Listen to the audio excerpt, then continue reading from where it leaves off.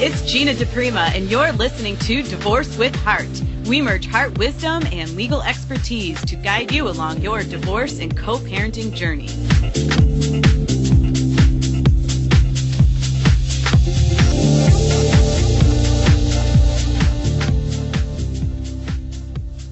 Hi there. Hello.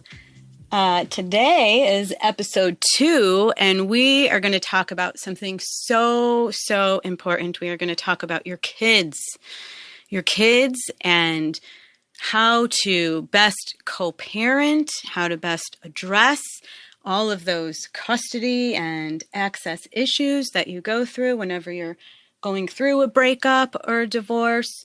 It's just probably most often the biggest piece of the puzzle when you're talking about transitioning your family and kind of saying, closing the book or turning the page on that old chapter and starting the new next chapter of your life.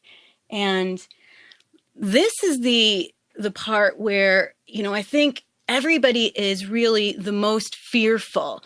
This is even when it's your choice and you think, okay, I'm done. I'm leaving this marriage. I'm done. It's where you really kind of get into this spiral of fear and self-doubt. And it's usually around the kids. Is this the right decision? How do I do this? I don't want to mess them up. I don't want to damage them forever.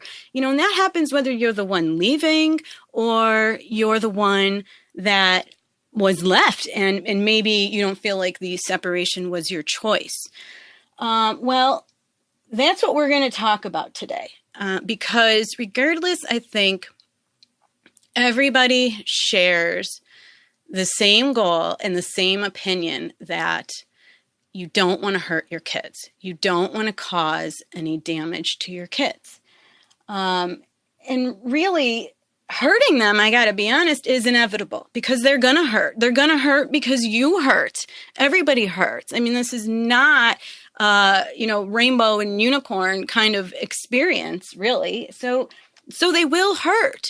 But what's important to know and what you need to really focus on and support them in is knowing that even though they hurt and even though this is such a difficult and challenging time and there's a lot of changes going on, that they are going to be okay. That they will make it through this, that they will grow through this, they will learn through this. And, as you sort of adopt that same kind of mindset and those feelings, you're going to be modeling that for them. And in that way, you're going to be able to really empower your kids to know that they can face really difficult, scary things, face the unknown, and that they can still come out on top. And this is a real good opportunity to teach them that and to teach them how to really develop emotional intelligence and awareness and relationships and interrelationships with others. It's a great opportunity for that, but it's all in what you make it.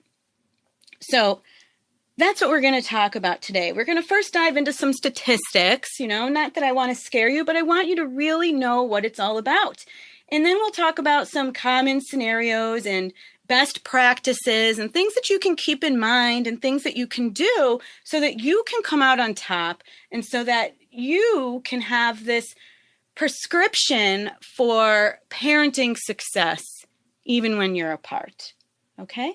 So let's dive in. First, I'm sure this would come as no surprise to anybody, but today, half of the kids born to a married couple are going to experience a divorce before their 18th birthday. That's half, okay? And you know what? 1 out of every 10 of those kids is going to experience another divorce. Even, as the stats say, possibly 3 or more subsequent marriages, right? Because as adults, we tend to move on. We find another partner. Sometimes it works, sometimes it doesn't. But there's so much for your kids to have to adjust to and go with the flow on. And that's 1 out of every 10, 3 or more marriages, all right? Now, of course, When you go through this as an adult, you can look at it and you know very easily how it's affecting you. It affects you physically, it affects you mentally, it affects you emotionally, right? You're stressed out, maybe you're not sleeping, maybe you're not eating, maybe you can't go to work, any number of things. Maybe you're on antidepressants now. Well, guess what? It affects your kids too, on every single level. Physically, they say that children of a divorce are more prone to injury, to having asthma, headaches, and other physical ailments. They say that, in fact, they're 50% more likely to develop health problems. Emotionally, I don't think this is a surprise that it would affect kids emotionally, but they are 300% more likely to need psychological help than children who are raised with two parents together in the same house. Of course, I have a caveat to that. It depends on the environment of the house, but I'll address that later too. But 300% more likely to need psychological help. In fact, they say that when parents divorce, it can impact a child even worse so than if a parent died. So this really is a grieving process. It's easy for us to look at it when someone dies and we know we're grieving and we go through the process and we give ourselves lots of space to do that. Well, divorce, heartbreak, it's no different. So, they're also, this is shocking and very scary, but they are twice as likely to commit suicide. That was a new one for me when I looked at this. Twice as likely to commit suicide. If there's any other reason for us to turn this thing around and start to parent our kids better, whether we're together or apart, that should be the reason, right? We all know this one. They're more vulnerable to drugs and alcohol dependence, right? They have more behavior disorders than kids that are raised with two healthy parents. When they're adults, apparently, they often are in lower paying jobs, partly because they struggled in school. They didn't do as well as the other kids. All right. And then, as adults, and I touched on this before in the first episode, but there's that fear of commitment that they have, the possibility that they never even learned how to love or how to love right and how to really share space with somebody, how to communicate well with somebody. Right? How to have a healthy partnership. So what happens? They divorce if they got married in the first place. They divorce. They raise kids. And on it goes. And they have many, many, many negative memories of the court process, of having to meet with law guardians or sometimes called attorneys for the children. I know I'm one of them. And I can tell you, I try to make it as easy for these kiddos as I possibly can. I've got toys in my office, crayons, we color, they get suckers, we talk about it, but I don't doubt, even for a second, that these kids, despite my best efforts, are going to have some negative memories of the process. Just having to go in and talk to a lawyer, we say that we do that because we're trying to empower kids and help them to feel like they're, somewhat part of the process. But I can't help but think that at times we're adding to the problem when we do that, because we are then putting them in the middle. We say don't turn your kids into tattle-talers, right? We say don't turn them into little spies. But yet then we say, well, now you've got to go meet with your law guardian and talk to your law guardian about how you feel and what you want. It's very, very confusing. Talk about the mixed messages and the stress upon a child. So again, I'm not trying to scare you. I'm not trying to say that if you're thinking about a divorce, don't do it, because your kids are going to be damaged. In fact, I don't even agree with that, because the reality is that if you're thinking about a divorce, your marriage is probably not that strong, right? The environment that you're exposing your kids to right now is probably not a very healthy, stable, secure environment. And you probably have a lot of power struggles, even though you're still married and you have conflict, right? And that's really the bottom line here, in my opinion. It's not about divorcing or not divorcing. It's about your conflict and the conflict that you have with the other parent. And that is really the biggest predictor of whether your children are going to be successful and whether you're going to be successful and able to rebuild a happy, healthy life after divorce. And, you know, it's easy to think about the big conflicts, right? The big stuff. When the police are called, when there's pushing and there's shoving and there's domestic violence, and we all know, oh, of course that's going to affect our kids, all right? But I want you to really think not just in terms of this big stuff, the big altercations, but it's the small, little things that impact them just as much. And you know what? It's those small, little things that are usually occurring with more and more frequency, right? You might have a big blowout argument and some pushing and shoving, okay? And I'm not trying to minimize it in the way that I'm approaching this and explaining it, but let's face it, that's not something that is most likely happening day in and day out, right? 365 days a year. But the small stuff, the silent treatment, right?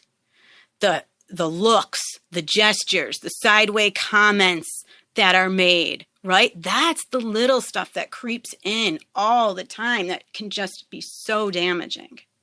So this can happen whether you're together or whether you're apart. That's the point. So we need to look at the relationship, and if you're going to go through a divorce, then really, really, really commit to the idea of doing it different.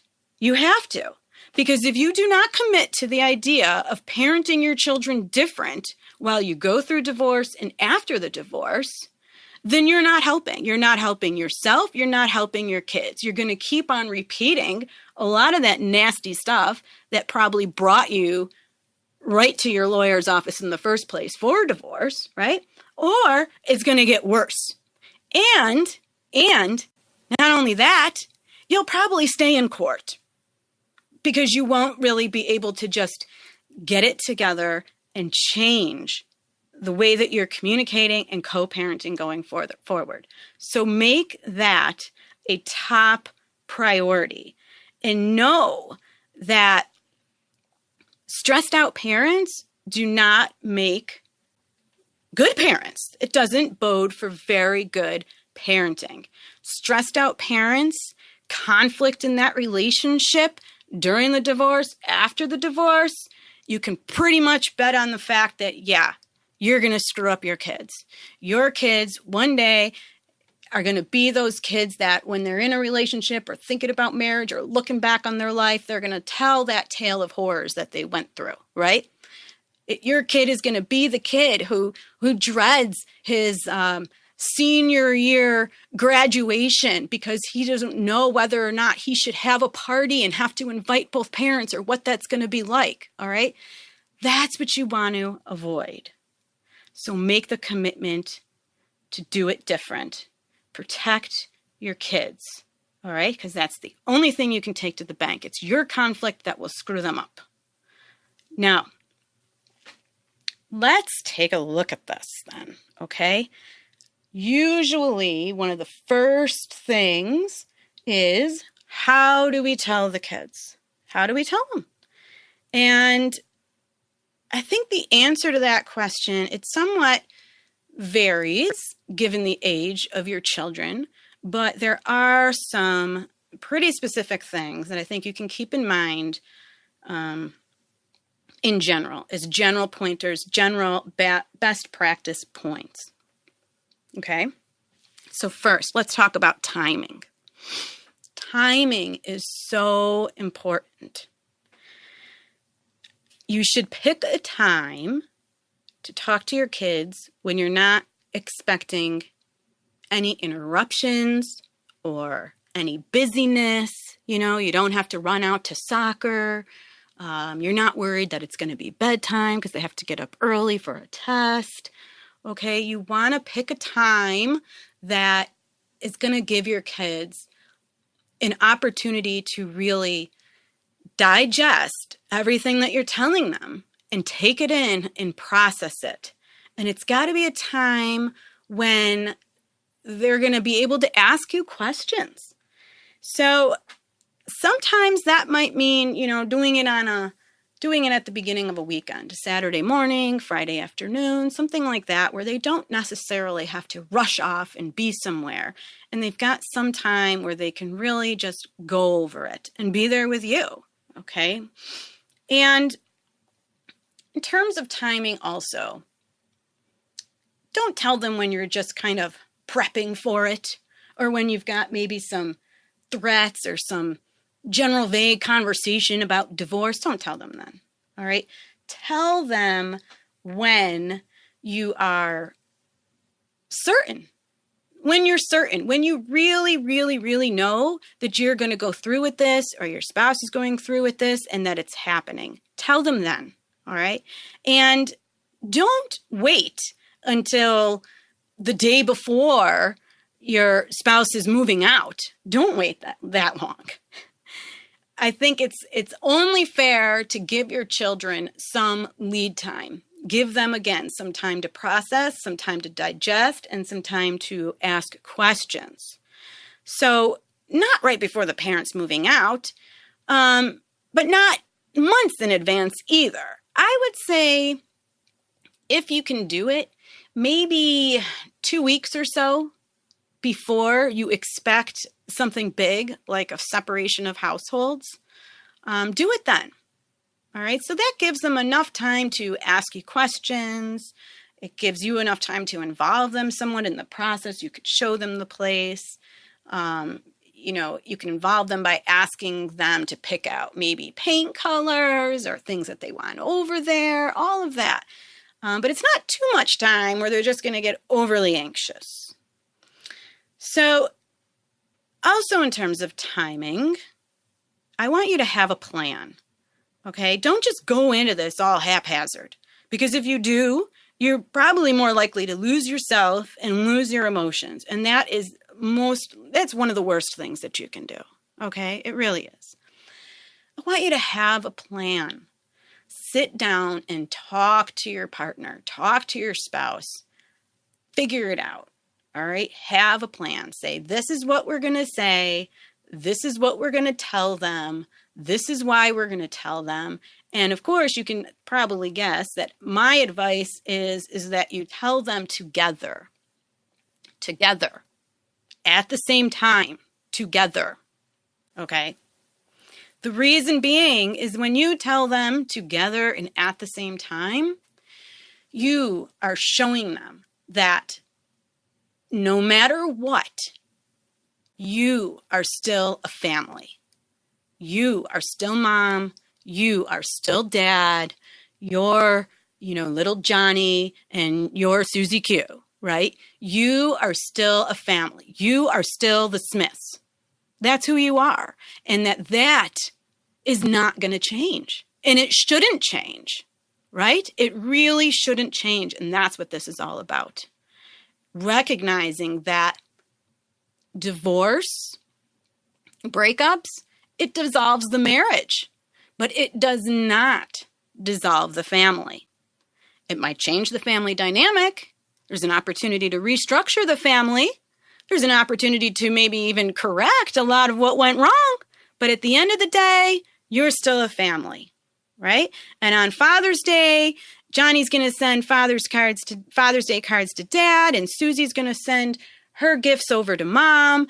And when they talk in school about Mom and Dad, that's who they're going to be talking about. They're going to be talking about you. So that's why I say do it together, because that's what kids fear the most. It's the unknown, okay? If they're real little kids, they might be scared and thinking things like, well, if you two could just leave each other, or you don't love each other anymore, well, then how do I know that you're still going to love me? How do I know that you'll always be around for me? Maybe you're going to leave me one day. I'm not saying they're going to express this to you, but I really think that this is what goes on in little kids' heads. And I've talked to a lot of kids.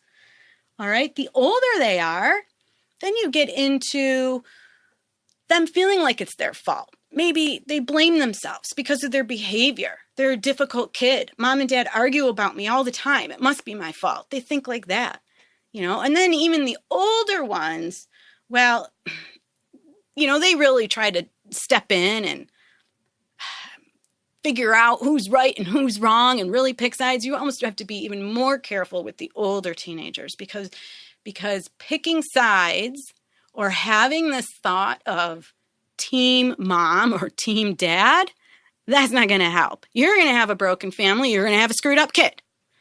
Okay? You need to have Team Smith, and that's it, whether you're together or you're apart. So do it. Tell them when you are together. Have a plan in place. Okay? Now, when you tell them, you're going to stress that, number one, it is not their fault. And you're going to say that over and over and over again. And you're going to say that over and over and over again in the weeks that follow, in the months that follow. They need to hear it. They need to hear from you that you still love them. They need to hear from you that dad still loves them. They need that reinforced all the time. All the time. All right? They're going to ask you questions, and you should open the door for them to ask you questions when you're talking to them, okay? But I want you to be careful in how you answer. I believe in honesty. I do, 100%, okay? But I don't believe in having to tell the kids all the little details as to why you're breaking up. I don't think that Johnny needs to know that mommy had an affair, okay? And I don't think that Susie needs to know that she can't go to gymnastics anymore because we can't afford it and we're going to lose the house and daddy won't pay us any money and he's late on his child support all the time. All right? I don't think that they need to know that. And when you tell them things like this, you're going to stress them out. You're going to have them feel like they've got to pick a side. You're going to have them feel like, maybe they should be on mom's side, or in the case of Susie in that example, maybe she can't have fun with dad because that would be like betraying mom, right? So I don't think you need to tell them the details. Be neutral. Figure out what you're going to tell them in advance as to why you're breaking up. Keep it something that's neutral. Keep it something that you can both agree on, right? Something that your children can learn from, because they're probably going to experience this too. Maybe even with a best friend at school. It doesn't have to be, a lover. But you could say something like, we've just grown apart. We still love you very much, but we've learned that we're not treating each other very nicely when we live in the same house together, and we want to work on that. And we think that, we can treat each other nicer, and we can be better parents to you and raise you in a healthier environment if we're apart. That's all. That's all. Okay? None of the throwing mud, none of the mudslinging. You don't need to bring that into your kids. Okay? Tell them also in this conversation what you know. Tell them what you expect is going to be the same. Tell them, don't worry, you're still going to get to see daddy a lot. You know what? It's going to be kind of cool because now you're going to have 2 bedrooms, one at mommy's house, one at daddy's house. You can have 2 holidays, 2 birthdays. Tell them that. You're still going to get to see daddy at soccer practice. He's going to come. He's going to come to your games.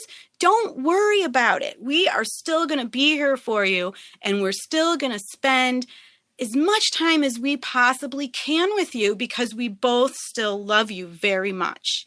And you tell them and you stress that you never, ever, ever want them to feel like they have to pick sides. Ever. Okay? Tell them that, yes, there is going to be some changes happening. There are going to be changes. Daddy's going to be moving out. Daddy's going to be finding an apartment. Whatever it may be, okay? But again, only tell them what you know. If they have a question and you don't know, then just be honest. Again, be honest. We're not really sure yet. We're going to work out those details, whether or not we're going to stay in this house or sell this house. We're not really sure yet. We're going to work that out. But don't you worry. Don't worry, because no matter what, we love you so much, and we are going to do whatever we can to make this okay for you and okay for us. That has to be the underlying theme of everything you say.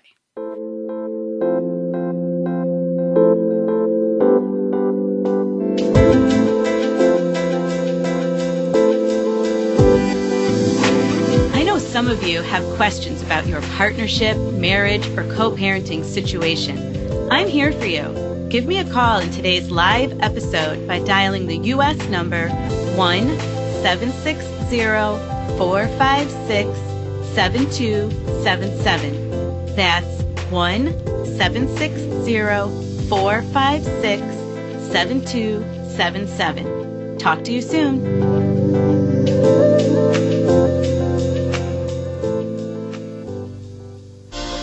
I'm Wendy Collier, and I invite you to Soul Fuel, a show where we talk about the power of doing exactly what you were placed on this earth to do. Really do. Come alive and live free from the inside out. Create a business and life you love. Plug into your power. Think differently. Become an unstoppable force and uncover what is really holding you back. Get clear, courageous, and confident. Come hang out with me and all of your soul-fueled friends every Thursday here on Inflow Radio at noon Pacific, 1 p.m. Mountain, 2 p.m. Central, and 3 p.m. Eastern for Soul Fuel. Don't waste one more day, sister.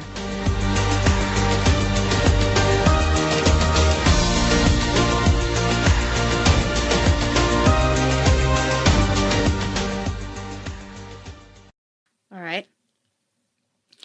When you are talking to them, keep your emotions in check. This goes for that initial conversation. This goes for while you're going through the process. It goes for after. Keep your emotions in check, okay? You see, kids naturally worry about their parents. They just do. And kids naturally want their parents to be happy, all right? And they're taking their cues from you and how you're processing and how you're responding to the circumstance. So if you are an emotional basket case, okay, then they're not going to feel very secure. They're not going to feel very safe. They're going to be afraid. They're going to be anxious, So this is the time when you have this conversation that you got to put your game face on, all right? Put your game face on and look at it from the point of view that, again, everything's going to be okay. Yes, we're breaking up, but we're still a family. We still love you, and we are always still going to be Team Smith. Team Family Smith, okay? So if you think about it, that's not a reason to be so sad and so upset, because you're building for a better future. You're building for a happier future with less conflict, right? So get your emotions in line before you talk to them, because they're going to feed off of that. Another thing is you can make a pact with your kids. Of course, depending on their age, this all has to be age appropriate, but make a pact with them. And I would just keep this kind of as a working document, something you can refer back to, okay? But a pact where you're going to outline all your promises to them. And it's sort of like a contract. So your kids can even hold your feet to the fire, right? Make promises like, we promise that we will never talk bad about each other in front of you. All right? We promise that we will be on time when we pick you up and say we're coming, okay? Or we will always explain to you what's going on, all right? We promise that if we have a issue that comes up, or if I don't like something that the other parent did, or he doesn't like something that I did, we promise that we're not going to involve you in that. We're not going to ask you to solve our problems. We promise that we will talk to each other and that we will solve our problems directly. So work it out. See what you can promise them and make it a working document. See what they can promise you. Include that in there. Maybe not in that initial meeting, but I think it'll unfold for you and you'll see, because you'll see how kids get sucked into this trap. And, that's for another episode. I'm not going to go off on that tangent now.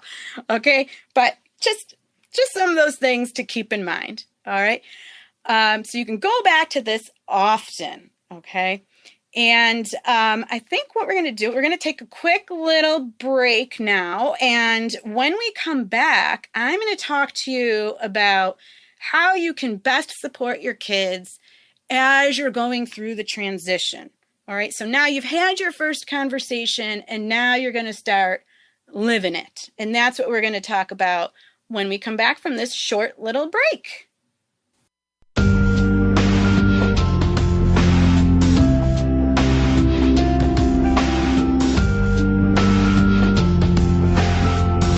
Hey there, it's Gina. If you like what you hear, did you know that you can get even deeper and closer to your heart's wisdom and receive personal one-on-one guidance by working with me virtually? If you're sick of drowning in frustration and overwhelm and ready to flow through your divorce and co-parenting challenges, then go to my website and book a call with me. That's deprima.com, DEPRIMA law.com. Or you can find me on Facebook at Deprima Law. Talk to you soon.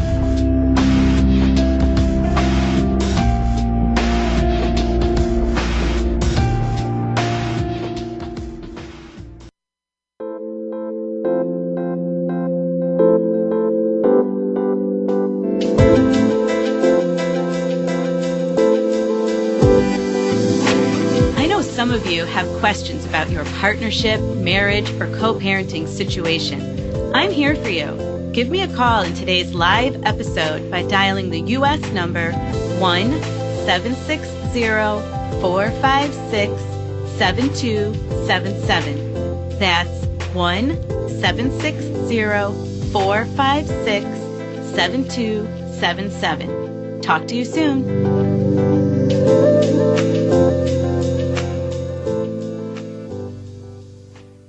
Hey, okay, we're back. So, you've had the conversation. You've told them that you're divorcing. Now what do you do? Right? How can you best support your kids? Number one, I want you to remember your role. Remember your role. I know how simple this sounds, okay? But I can't tell you how often I don't see it happening. Remember that your role is to be a parent. You're a parent first. Your role in parenting means that, yes, you are going to have to answer the tough questions. You are still going to have to discipline, okay? But you also still need to make time for fun and happiness, all right? And mostly, you are going to be upset, of course. You are going to cry, you're going to be upset, but as a parent, you have to teach your children. You are going to teach your children how to handle these emotions. All right? So you have to show them that it's okay. Acknowledge it when it happens, when you're sad. You hear a song comes on, it's your wedding song, you get sad, you're in the car. It's okay. You start to cry. It's okay. It's okay. Acknowledge it. You just say, I'm sorry, honey, it's such a tough time. It can be tough for all of us. This was our wedding song, but I'm going to get through it. I'm strong and I know you're strong and we're going to get through this and we are going to be happier. And it's okay to feel sad and to recognize our feelings. Okay.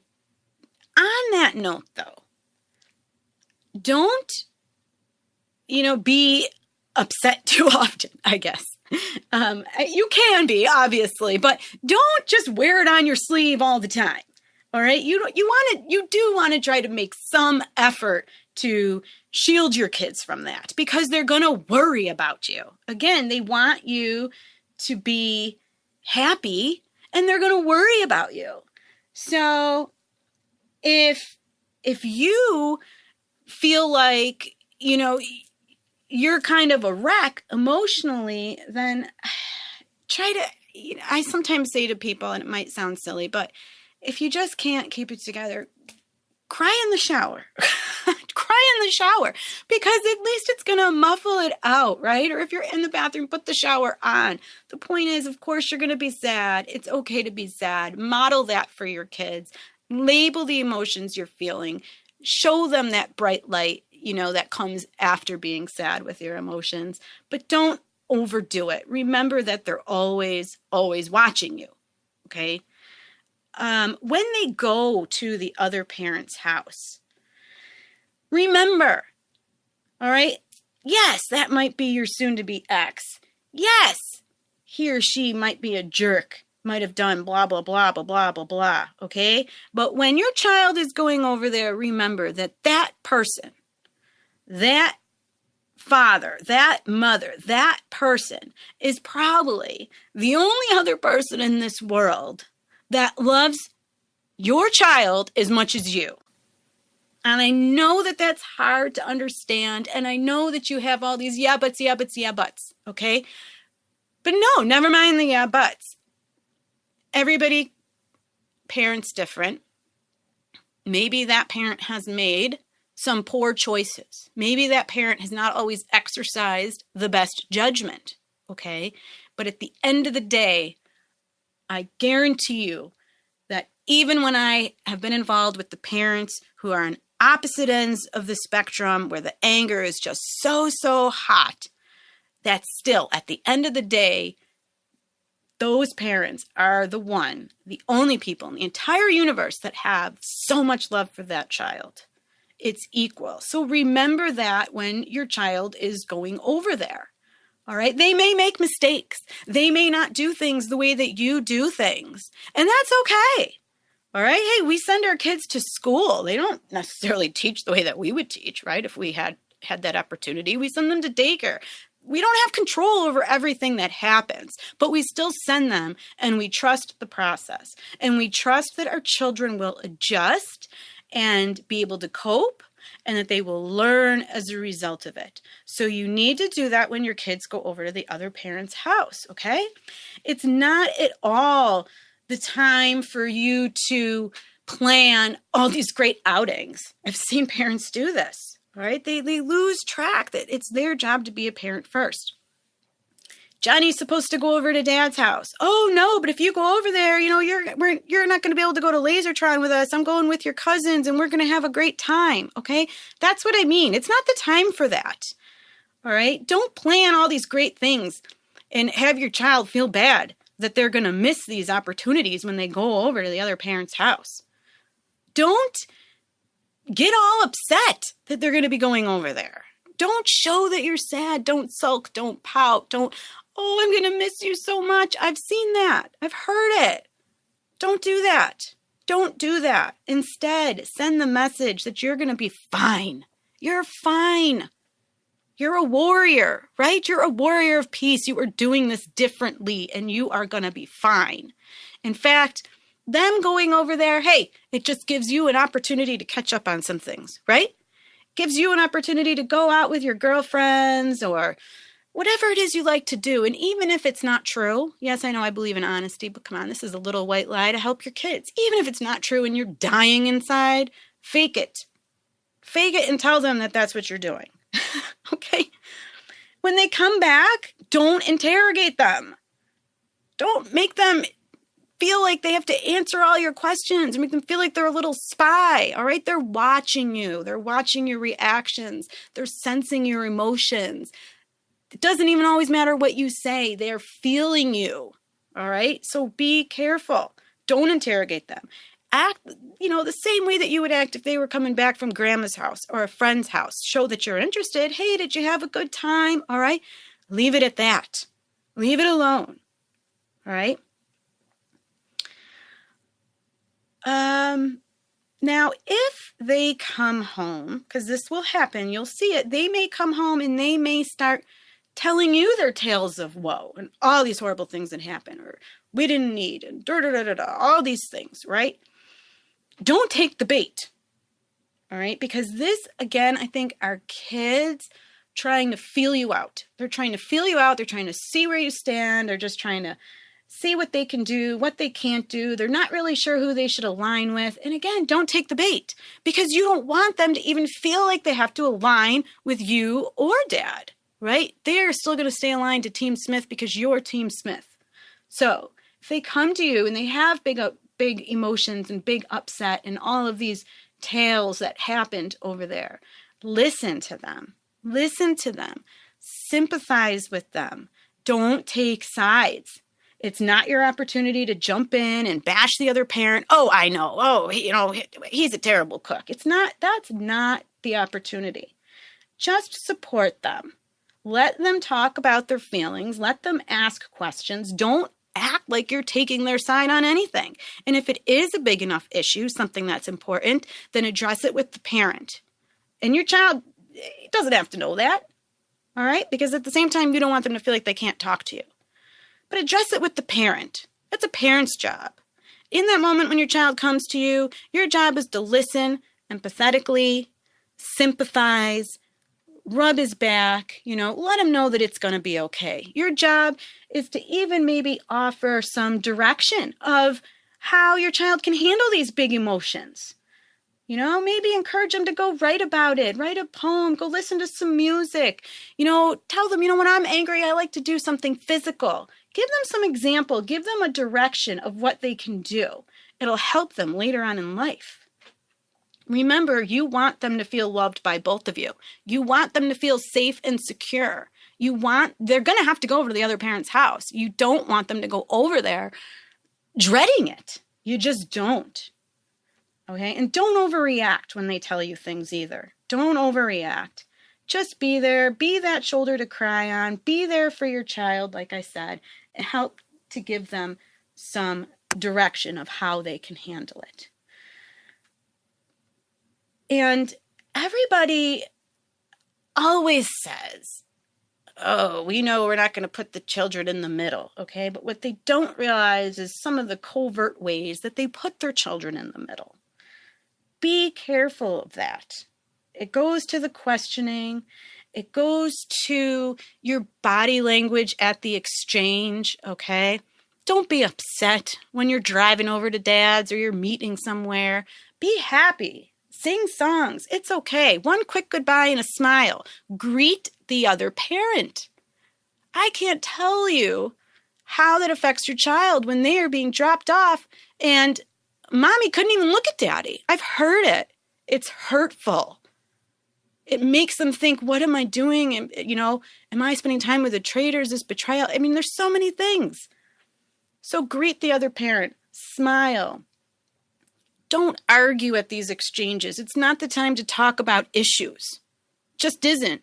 All you're doing is exchanging your child. You want them to be happy. Quick little goodbye, a wave, have a good time. I'll see you on Sunday. All right? And don't send them with things like phones and tell them, I'm not saying they can't take a phone, but things like this.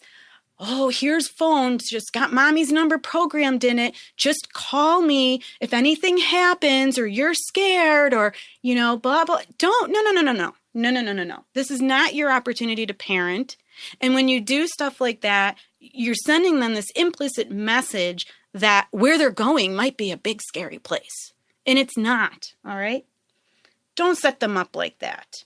And if they have a problem and they're over there with the other parent, they can talk about it with their other parent. All right? You need to keep the lines of communication open with that parent. There's lots of ways of doing this. When you have little kids and they can't read yet, a great tool is to use a parenting notebook. This parenting notebook, it's going to go back and forth with the kids, and in there you can address all of your concerns. You can address, that you're not feeding them nice, healthy dinners and too many chicken McNuggets or whatever it is that you want to address. But keep it real business-like. All right? Keep it business-like. Stick to the facts. You're in the business of parenting healthy children. So don't throw insults. All right? But you can do that in a parenting notebook. A lot of parents go and they resort to texting and email, and that's good too. That's real good. But I always say, don't send your first response. Maybe you write it and let it sit. Let it sit, cool off a little bit. Make sure that it's okay. Make sure it's businesslike. Make sure that there's no underlying negative emotions, I guess, in there. Any accusations, any insults, any criticisms, really, because it's not going to help you. So maybe reread it before you send it. Give yourself time to make sure that if you were the other person reading it, how would you respond?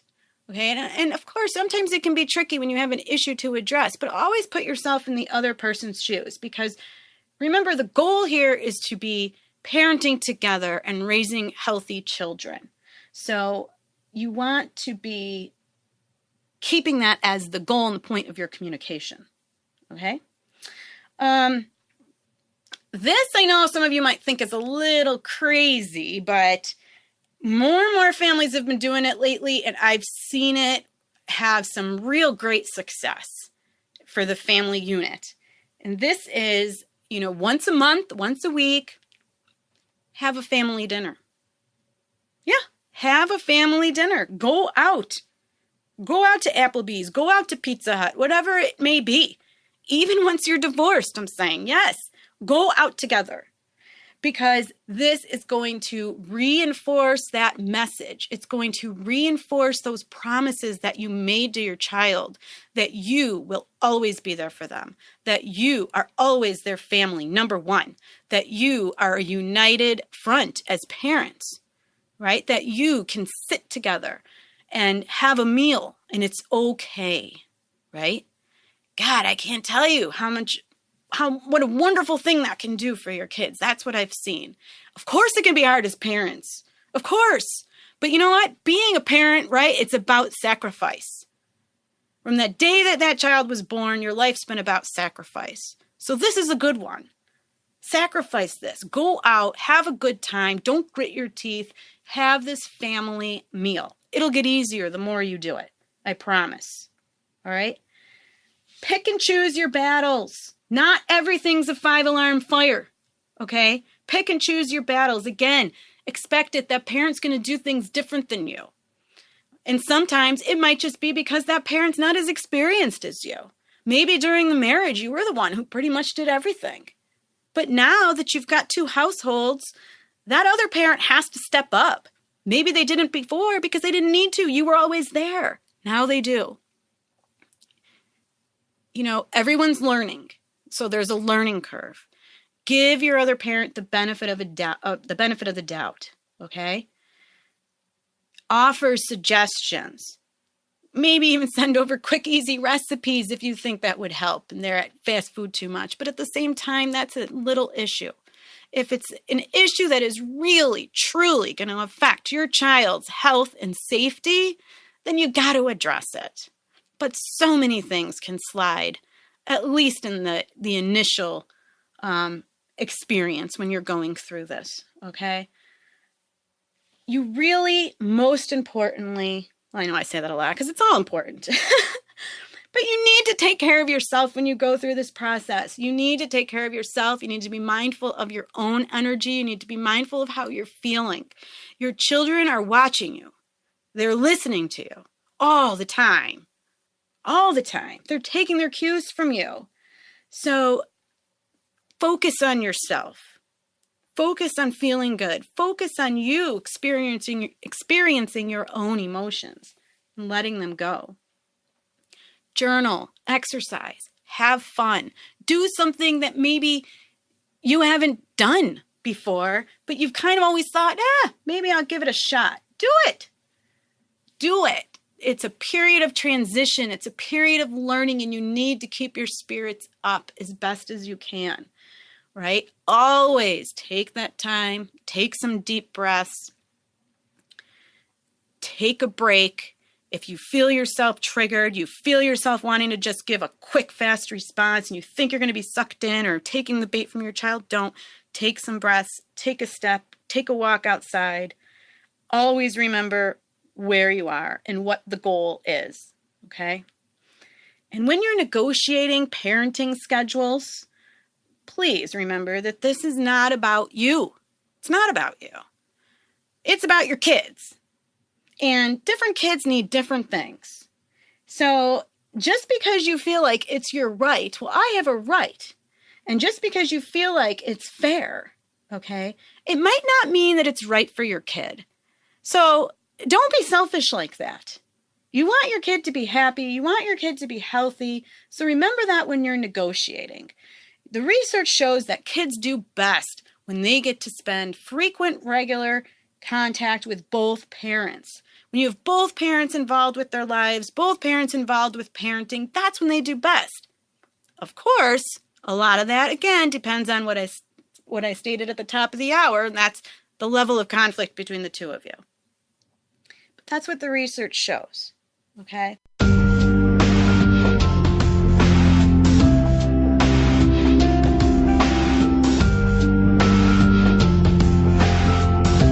Hey there, it's Gina. If you like what you hear, did you know that you can get even deeper and closer to your heart's wisdom and receive personal one-on-one guidance by working with me virtually?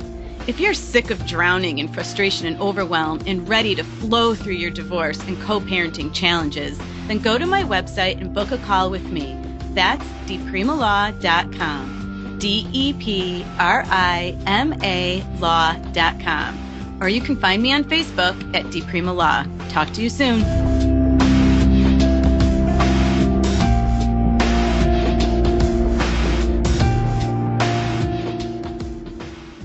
I know some of you have questions about your partnership, marriage, or co-parenting situation.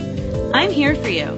Give me a call in today's live episode by dialing the U.S. number 1-760-456-7277. That's 1-760-456-7277. Talk to you soon.